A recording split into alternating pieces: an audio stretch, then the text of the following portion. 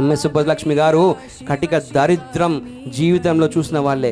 అవన్నీ చూసిన వాళ్ళే ఒకసారి లతా మంగేష్కర్ గారిని అడిగారు, అమ్మ నీ జీవితం ఇంకా తుది శ్వాసలో ఉన్నప్పుడు నువ్వు వచ్చే జన్మలో ఎలా పుడదాం అనుకుంటున్నావమ్మా అని అడిగితే, లతా మంగేష్కర్ లాగా మాత్రం పుట్టనయ్యా అని చెప్పి.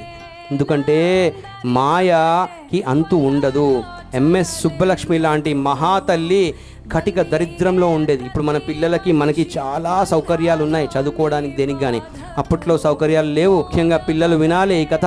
ఎంఎస్ సుబ్బలక్ష్మి గారు ఎప్పుడైనా నాట్య పోటీలు ఉన్నప్పుడు వాళ్ళు ఒక చిన్న అద్దె ఇంట్లో ఉండేవాళ్ళు.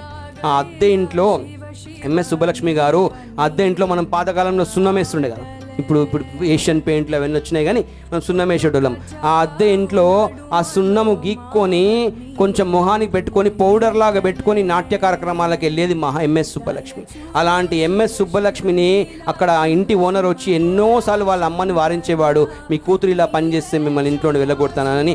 అలాంటి ఎంఎస్ సుబ్బలక్ష్మి గోడ సున్నం తీసుకొని మొహానికి పెట్టుకొని మేకప్లా రంగుబుద్దుకొని ఆమె నృత్యాలు చేసిన ఎంఎస్ సుబ్బలక్ష్మి ఆ అంత్యక్రియలకు సాక్షాత్తు అబ్దుల్ కలాం లాంటి వాడు వచ్చి పాడే మోసాడంటే మీరు ఆలోచించండి, అది కష్టానికి ఫలితం.